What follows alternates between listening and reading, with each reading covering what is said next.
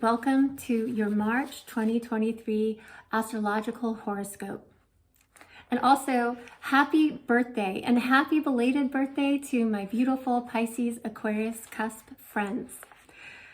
So this is a horoscope which will cover both sun sign in Pisces and rising sign in Pisces. So while watching this video, when I'm speaking about the planets in relation to Pisces, this will be referring to both Pisces sun and Pisces rising.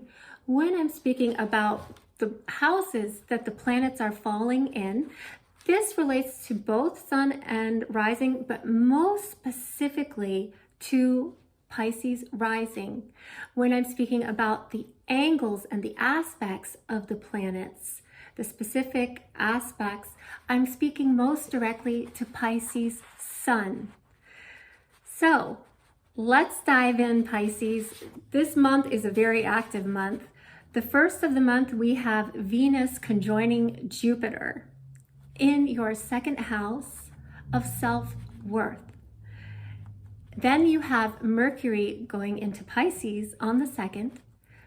And then on the 3rd, Venus is joining Chiron, the planet of the wounded healer. This is very significant.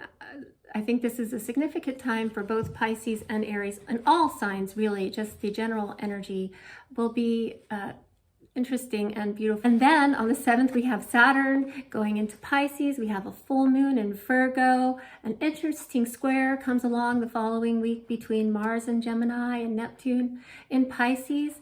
Square is not the most harmonious aspect. It can bring about challenges, but it also brings about opportunities for growth and positive change. And then you have some beautiful harmonious aspects with Venus in Taurus. There's some nice dancing between Mercury and Neptune, which I'm really excited about. And you have a nice trine later on in the month when Mars enters Cancer. So we're going to do a deep dive into what all this means.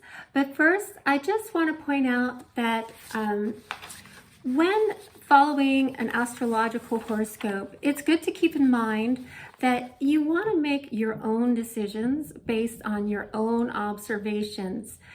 Astrology is a beautiful piece of this amazing tapestry we call life, and it's an important piece in my eyes, but it's not the only piece, right? So this is just one tool that you can use to be aware of the energies around you. Also, it's important to note that when we are discussing the energies as influenced by transiting planets and how they might dance with your personal sun or rising sign, just know these energies are always present and available to us. Astrology is just pointing out when these energies are passing through our atmosphere. We always have a choice about what energies, both within ourselves and around us, we choose to tap into, right? And so it's really important to always keep that in mind, that our power of choice is the most important thing, and each of us individually, we are our own guiding light in our own individual beautiful lives.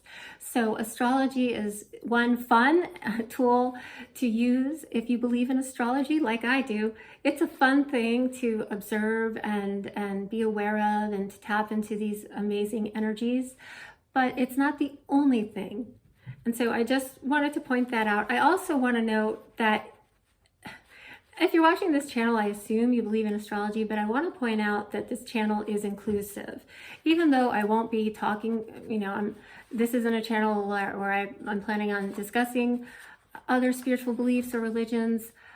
I am of the mindset that every single religion and spiritual belief is to be respected and honored, no matter what one's background is. We have to just respect and honor different people's experiences. That's the mindset that I come from. I try not to impose my spiritual beliefs in my personal life. Some of my friends are very patient and kind, letting me talk about astrology if they personally don't believe in it. But in my professional life, I definitely don't bring that just because that's a separate profession. However, if you know me, you know I've been studying astrology for 30 years, and I'm really excited to share this with you today, Pisces. So let's dive right in. So Venus is joining Jupiter at 12 degrees of Aries on the 1st of March in your second house of self-worth. So you probably already know Venus is the planet of love and affection. It's the planet of relationships, not just relationships with other people, but most importantly, your relationship with yourself. You know, it's also the planet of self-love. And then how do we share that love with others? Through friendships. It's the planet that influences mutual attraction and platonic relationships, friendships, you know, symbiotic relationships, romantic relationships, happy and peaceful familial relationships. So Venus really supports that. And then Jupiter is the planet of growth and expansion. It's the planet of good luck, fortune. So Venus and Jupiter are both considered beneficent planets. That's the term used in astrology, or benefics. They are called the benefics of the zodiac. So they just bring about a lot of positive energy and opportunity. And so they're joined together in Aries in your second house of self-worth. And so this is also, though the second house is interesting because, you know, it's known as your second house of self-worth. But it's also kind of, you know, it also does measure self-worth on a superficial level, like how do you compare, you know, in your community. It also talks about like your finances. So that's interesting. I'm hoping that Venus and Jupiter will turn the attention more towards self-worth, like your innate self-worth, no matter what your finances are, right? Like just who you are, loving yourself. And then, you know, if there's a vulnerability or some issue around measuring yourself based on your finances, well, Jupiter does have a little bit of a spiritual side to it as well. So maybe there might just be some insights with Venus, the planet of self-love, and Jupiter, the planet of growth and expansion on a spiritual level. You might have some more awareness of just your beautiful self-worth as a human being, and that the money is just a means to an end, but it's not really who you are, whether you have a lot of it or a little of it. So Venus and Jupiter conjunct in your second house may support this. And then just a few days later, Venus is joining Chiron, the planet of the wounded healer, in that same area of your chart. And so, and they're in Aries, about 14 degrees of Aries. So they're also being, you know, maybe not hugged by Jupiter, but smiled upon by Jupiter, you know, given just a sweet pat on the back, you know, a nice, you know, encouragement from Jupiter. They're not exactly conjunct Jupiter, but Jupiter's close by. And so Chiron is symbolizes the wounded healer archetype. And when Chiron is in Aries, it really, when Chiron is conjunct Aries, it's a lot about any injury regarding one's belonging. Where do I belong? You know, is a question that's asked when this is pinged in someone's personal chart.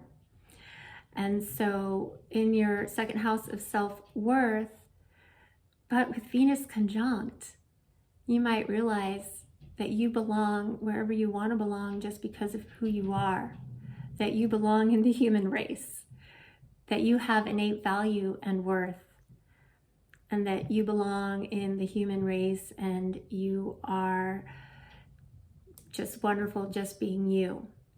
And so whether or not you have belonging in a group or a family, you have belonging in the eyes of a higher power, whoever your higher power is, and you have belonging to the human race, and you are a very important part of this universal energy that we all share, and that you are innately worthwhile. And so Venus conjuncting Chiron will be supporting this type of message. Venus is the planet of self-love. Also, I mean, Venus might also be supporting some corrective experience of feeling like you belong, whether it's healing, you working on healing within yourself as an individual, or you joining with a group or recognizing, oh, wait a minute, you know, I do have this group of friends who are supportive of me, or I do have this spiritual group, or this, you know, these people in my family who are supportive. So you might have a nice corrective experience during this time. And this is really so it's at 14 degrees Aries.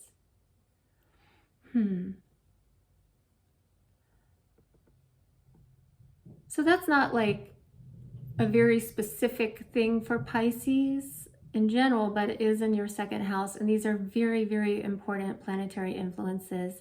And just in the energy, just this feeling of, you know, being loving and kind to people, and supporting them and feeling that they belong whenever you can. These 3 days, and just the energy around these 3 days, there will be a lot of beautiful love and healing around this issue, just in the universal subconscious, or as people say nowadays, the collective. But this energy will be floating around. And so tap into it, whether it's for self-love or being loving towards someone in your life. And on the 2nd, Mercury is entering Pisces until March 19th. So Mercury, it's not really at home in Pisces. Mercury is the planet of communication. Mercury thrives on clarity. And in Pisces, it tends to be a little more just intuitive, go with the flow, maybe speaking from the heart more. And so some people who are very organized in their manner of speech or manner of communication might actually get a little bit annoyed with Mercury in Pisces. But I also think it's a good time to communicate regarding, you know, matters where you're expressing maybe empathy and understanding, because those are the two of Pisces' strengths, are understanding of others' experiences and empathy. So that will be a time where communicating these things might come a little easier for some as well. And also, and so moving on though, I'll get into a more practical matter, which is, oh dear, I'm gonna probably pause the video. So getting into more practical matters, on March 7th, Saturn enters Pisces. And so Saturn in Pisces, it's going to be entering Pisces for the first time in 27 years. Okay. And so when Saturn is conjoining your sun, and also your rising sign, but mostly your sun here, it's basically a time to be pragmatic. It's a time to reflect on, you know, what's working out on a practical level in your life, and where are areas that you want to make adjustments. And you probably are craving some changes or adjustments in some of the more practical areas of your life. I did discuss this in the Pisces annual 2023 horoscope, but just to recap, this is going to be most, this is going to apply mostly to people who are in their mid-20s to early 80s. You know, if you're active in a career, this is going to apply mostly to you. So about 14 and a half years ago, when Saturn was in opposition to your sun, you were inspired to build some new skills, you know, to assess and to go after building maybe some new skills, or building some sort of structure in your life for long-term practical stability.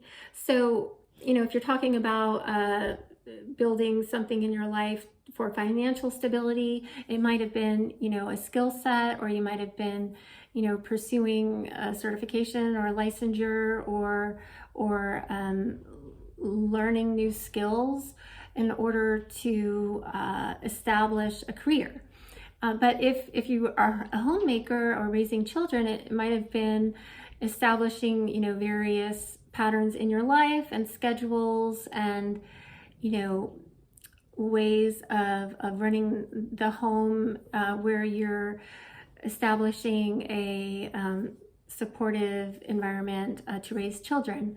So it's, apply it to your personal experience.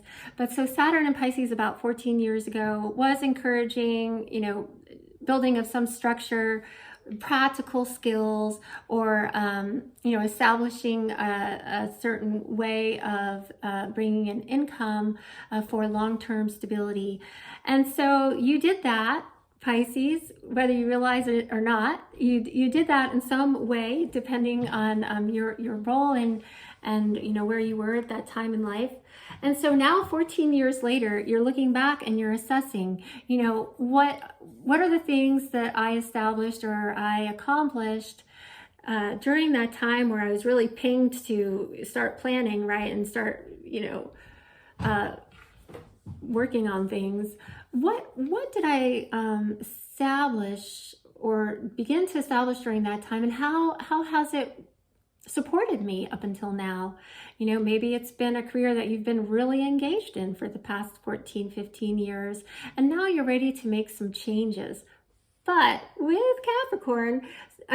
Saturn, so I'll talk a little bit more about Saturn. Saturn is very practical. It encourages just taking on a responsibility. It supports when we're being organized and pragmatic. It's referred to as the taskmaster of the horoscope. It's the planet that, kind of is like, well, these are the financial, this is the budget, this is the time allotted, so what are you going to do with it, right? So it's not exactly a fun planet, but it's a practical planet. And so if you're working with it well, you can plan ahead and make some changes that are positive for you, Pisces. So whatever the changes that are needed, whether, I'll talk a little bit more though about the Saturn. So Saturn's encouraging you to kind of reflect back. If you've been working hard, this is going to be a time, it's not exactly yet a time where you can kind of put your hands behind your head and put your feet up, right? It's not that, but if you have been working hard, you'll see what you've been able to establish. You'll be assessing that, but you'll also be wanting to make some shifts to make what you're doing now sustainable. So the shifts can be related to anything, whether it's what you're doing to make it financially sustainable, or even sustainable for your own well-being and happiness, for the long term, right? So maybe, a lot of Pisces are attracted to helping professions. And so if you've been doing trauma work for 15 years, you might be like, well, I'm gonna, make some adjustments here where I'm still, still doing what I do, but adjusting it a little bit for my own long-term happiness, right? So I think a lot of Pisces Sun people, if you've, especially working, a lot of Pisces Sun people working in the medical field with, if they've been dealing directly with COVID, are probably doing that, because with Saturn conjunct your Sun, there's still some obligation, okay? So for everybody, that's going to be different, right? The obligation might be that there is a financial obligation, or that there's an obligation to your colleagues, or that there's a sense of, I'm not finished yet. I'm not done yet. There's still some things I want to do here. I still really care about what I do, but I do need to make some adjustments, right? So there's something around, you're not done yet with what you're doing, but there are adjustments to be made. It might also be that if you haven't been putting the pedal to the metal, you might be needing to make some adjustments to be more practical, maybe with your time or your finances, to make it more sustainable. And if you have been putting the pedal to the metal, then you're like, okay, let me make some adjustments to make it more sustainable, just in relation to my own health and well-being. So that's Saturn in Pisces. That's Saturn conjunct your sun, okay? And Saturn does about a 30-year cycle, and so Saturn's going to be in Pisces for about 3 years. That's not so bad. You know, we just dealt with Pluto in Capricorn for 15 years, and I think we can handle Saturn and Pisces for 3 years. I think it's going to be fine. Just, you know, tap into that practical, pragmatic aspect of yourself, but also mix in some self-love. If you have been working really hard, it's an important time to also think about what's going to give you long-term happiness and health. You know, and how can you make whatever work you're doing now more supportive of that, okay? And so that's Saturn in Pisces. Funny though, when Saturn goes into Pisces, on the same day, we have a full moon in Virgo. And I find that interesting because Virgo and Pisces, they're opposites, but that's not necessarily a bad thing, right? In order to be opposites, you have to have things in common. You know, if you think of like the 12 signs in the zodiac, and there are 6 axes, right? 6, or, you know, if you want to visually think of it, there's 6, you know, lines, right? And so each sign is an end of the line, and so Pisces and Virgo are opposite ends of that same spectrum. And so they have a lot in common. And one thing that Pisces and Virgo have in common, well, they're both very analytical, and also they're both in their exalted form, because we all have like, you know, our best self and then our, you know, not best self, right? Well, in our best self, in our exalted form, Pisces and Virgo are both very much the helper. Some archetype discussion would be that they are the signs of the healers. So I don't believe anyone heals anyone else, right? If you are in a profession where you're helping others, it's actually the client that heals themselves. You don't heal other people. We heal ourselves, but we can support them on that journey, right? Even in the medical field, like the doctor puts the cast on the arm, but the arm heals itself. And so, but Pisces and Virgo are, you know, symbolize the two archetypes, strong archetypes for the Pisces Virgo spectrum is the healer.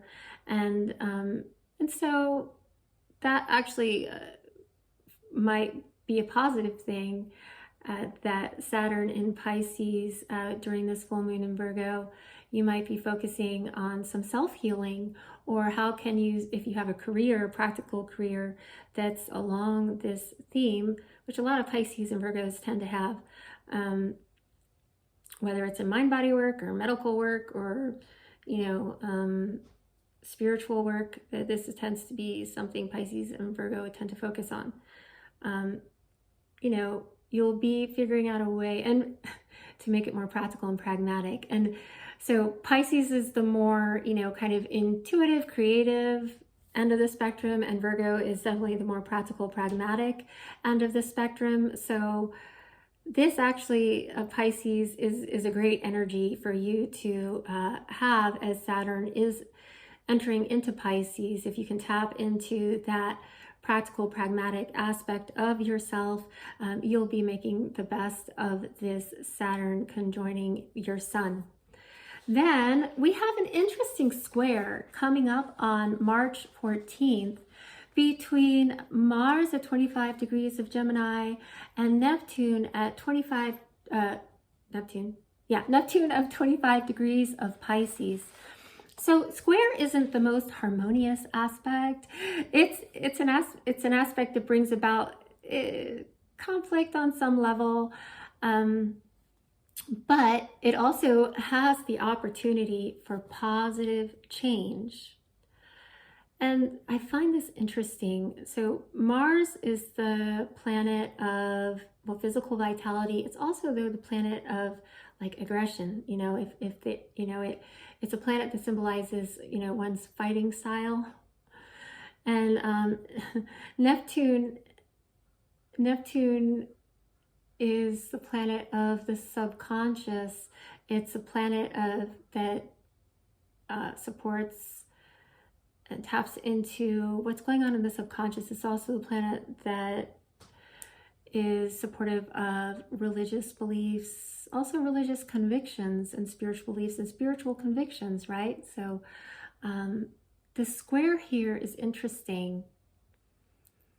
And so as an evolutionary astrologist, though, I see this square as an opportunity, okay? So Gemini is a sign that is very into like group membership, being part of a group. That's one of their strengths. They just love groups. They love working with groups. They like socializing with groups. They like forming groups. This is just like the Pisces strength. And I mean, Gemini strength, sorry. And then the Pisces is really, you know, into, sometimes they like groups, but they kind of more do their own thing. But Pisces love to kind of tap into what makes emotional sense to them, or spiritual sense, or creative sense. And so Neptune is really actually at home in Pisces. Neptune is the ruler of Pisces, and Gemini and Mars. That's not like a positive or negative combination in any way, or it's not like a symbiotic relationship really. But with the square between these two signs and these two planets, I'm really thinking about like group think and spirituality and religion. And so there might be some conflicts around, you know, within or around groups, spiritual groups, or any group that has to do with working with the subconscious. So it might even be, it doesn't have to be a spiritual or religious group. It could be, you know, a meditation group. That's working, you know, with the subconscious, or it could be around a field of work where there's working with the subconscious, and a group of people that work within this field. So there might be like some disagreements about ideas, and so every sign has its positive and negative, right, and every planet as well.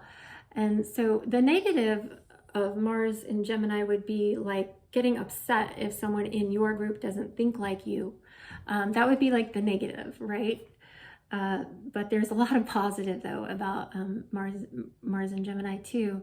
But that would be the negative. And the negative of Neptune and Pisces would be, you know, the positive is, you know, being spiritually open-minded and being really in touch with your subconscious mind, you know, having your conscious and your subconscious mind working together. The negative is, you know, letting your subconscious mind kind of rule your ideas and not being really aware of where those ideas are coming from. Or the real negative is like religious dogma and cult-like thinking. So that square, there's some potential for some conflict. And, you know, Pisces, this may or may not be something that you even notice or deal with, right? Like we all have a choice what we tap into and what we let, you know, impact us. Just to be aware though, this is an energy that may be occurring in some groups. And so the opportunity that comes from this though, right? The opportunity for growth that comes from this, you know what I'm going to say, right? You know what I'm going to say. Is accepting others who are different from us, right? So, and being supportive of people who are different from us. And, you know, I'm reminded of like, there was this beautiful, I don't know the exact story, so here I go. There was this beautiful story about, I think it might have happened in Israel, where I'm not going to talk about who was doing the negative thing, but somebody was talking about targeting a religious group that was different. I'm not going to talk about the different, I don't want to bring up anything negative, but there was somebody talking about hurting a group of people who were gathering, who were a religious group. And so a group of Muslim people who heard about this, even though they were of the same culture and background, ethnicity, and even had some religious similarities to this group that wanted to hurt these other people. This group that was trying to be harmful, I'll just call them Group D. All right, so Group D went to the Muslim people and said, hey, we're going to go and we want to attack Group C because we don't agree with their religious beliefs. And the Muslim people who were asked, like, come join us to hurt these other people, they said no. They said, no, we will not. They have different beliefs from us, but we are a religion of peace and we will not support that. And oh gosh, I have chills. So the Muslim people who were approached to join in on this act of aggression, instead they went and they formed a protective wall around Group C, around this other religious group, to be supportive of them and to protect them. And so, gosh, it's beautiful. But anyway, so I have chills now. I need to take a deep breath here. That gave me chills. And they're still running through my body. But so, oh God, emotional time. Anyway, so that's an example of the beautiful growth and change that can happen when there's a square like that. And I think that example actually correlates exactly with this dynamic that I'm trying to discuss. And that's really the only like intense thing. I mean, the full moon in Virgo, I'm sure there's some intense aspects there with full moon, but we're looking at the positive for the most part here, okay? And then a few days just right after that, we have Mercury conjunct Neptune in Pisces. Yeah, where is it in Pisces? I think it's at about, oh no, it's on March 16th that there'll be, conjuncting around 25 degrees of Pisces. Okay, so as I shared, Mercury is the planet of communication. It thrives on clarity. It really is focusing on the energy in the conscious mind. What's going on consciously? What are the facts that we see in front of us, that we are aware of, right? That's Mercury. That's what Mercury thrives on. Well, Neptune doesn't care about that. Neptune is really in the subconscious. It's like, what's that deeper meaning? What's that thing that's giving me chills? What is that, right? What's that deeper meaning there? It doesn't care about facts and clarity. So this is going to be interesting. They're going to be conjunct in Pisces.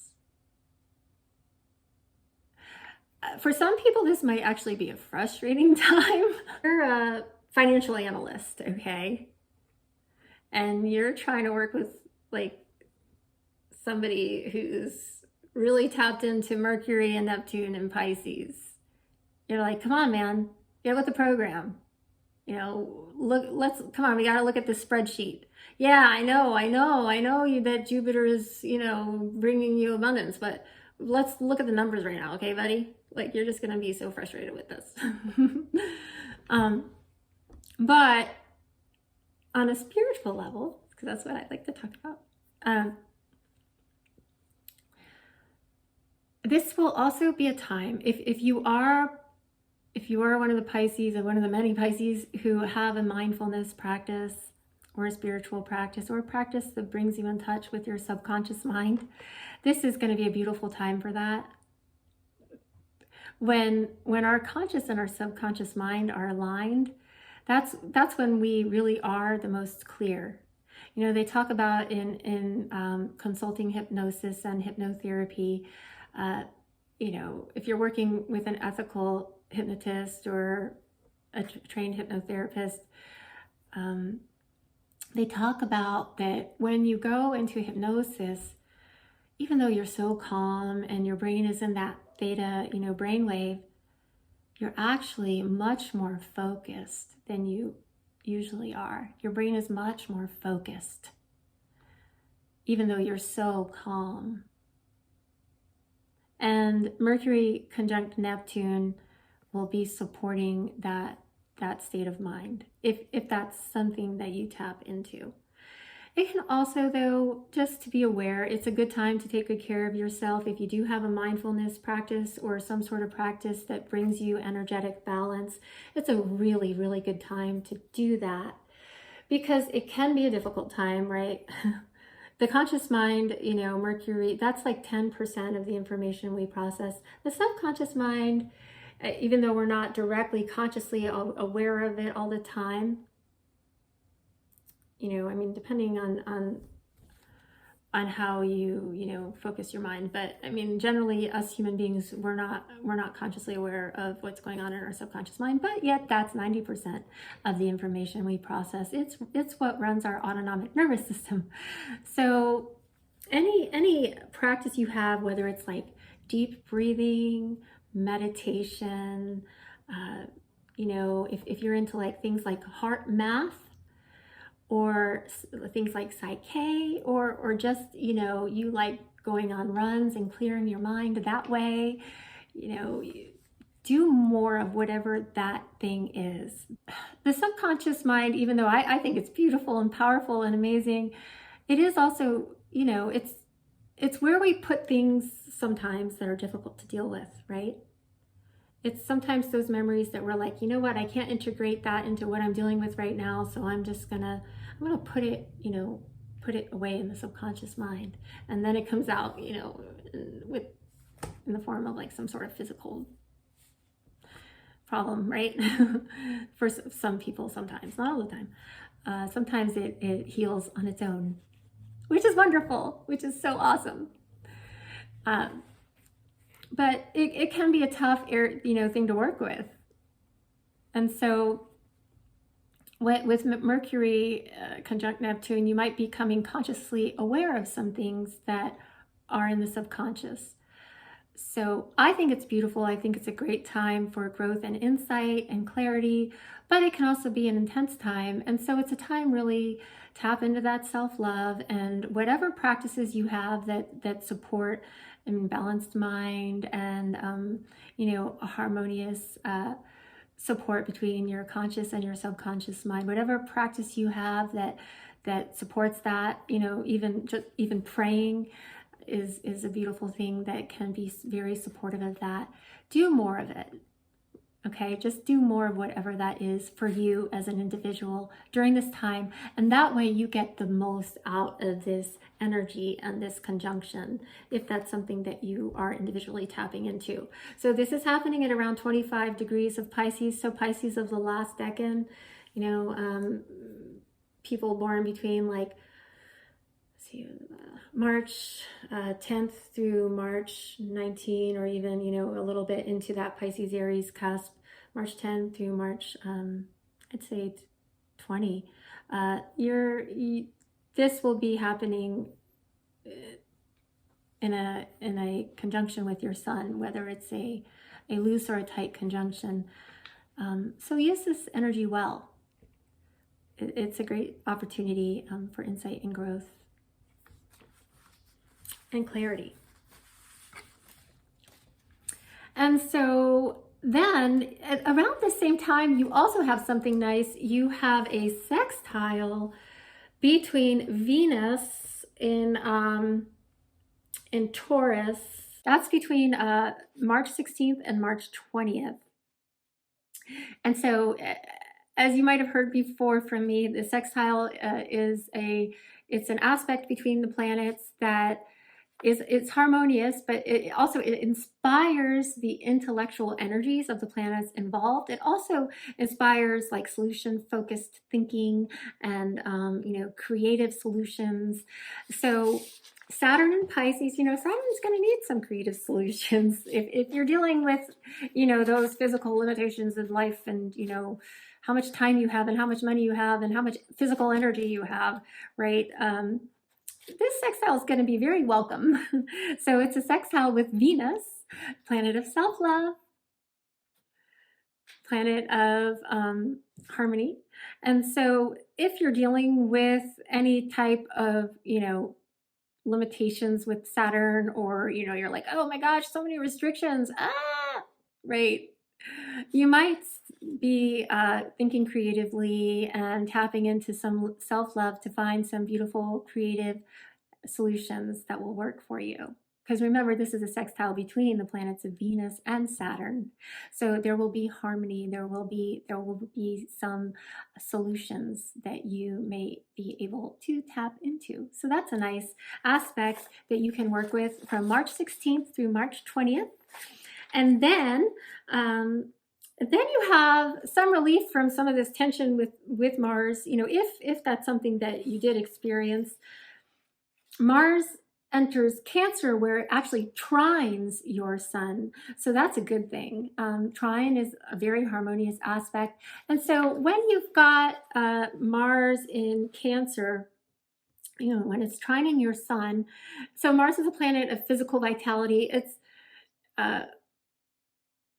And that trine will just allow you that if you notice, increased physical energy in any way, that you will find it easy to transmute that energy positively, or to use that energy positively, whether it's through one of your mindfulness practices. If one of your mindfulness practices is going on brisk walks in nature or going for that jog, you'll find that utilizing that energy in a positive way, it comes a little easier, which is a great thing. A lot of people have been struggling. We've had now Mars isn't necessarily in a bad place when it's in Gemini, but it's been in Gemini for quite some time because it was in retrograde for so long. Oh my gosh, it was in retrograde.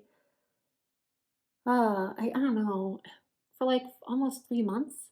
It finally went direct in January, but that retrograde Mars energy, Mars is the planet, physical vitality. So when it's moving backwards, it's just, if for anyone who it's directly impacting, it's like, okay, like, where's that vitality? Oh gosh, especially Sagittarius and Gemini, it's like you sensed some energy, but you couldn't quite tap into it. And it probably was really frustrating. And so Mars has been retrograding for a while. It went direct in January. It's finally getting out of its shadow period on March 15th, and then it changes signs on the 25th. So around the 15th, though, I think a lot of people are going to be like, whew, thank God, like Mars is finally moving direct. That's been kind of a weird energy that everybody's been dealing with on some level for the past few months. So that's going away, so that's good. And also just note, like Neptune and Pisces, so especially if you're Pisces of the third decan, it's a beautiful energy. You can get more in touch with your subconscious mind and your intuition during this time, but it's also, it's an important time to take care of yourself too, right? Because the subconscious mind, it can be wonky, right?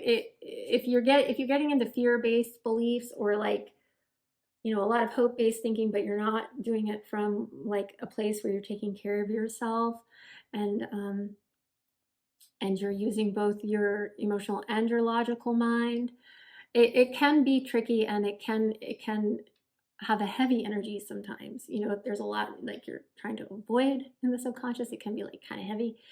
So this is even more so, beyond just that little short-term square that's going on. This is a wonderful time for everybody, but especially Pisces of the third decan, to practice mindfulness, whatever that means for you. Okay. And I might make another video. I'll probably actually do that on my other channel, but I think I'll do one on this channel too, about mindfulness practices that can be really supportive with the energy of Neptune. So Pisces, take good care of your sweet, deep, spiritual, sensitive, caring self. You are such a dynamic and amazing sign. You know, whether you're introverted or an extroverted Pisces, you are dynamic and you have so much to offer the world. And so that's why it's so important. Take good care of yourself during this time and enjoy all the opportunities for harmony and inner healing that are coming about this month of March. Love you. Bye.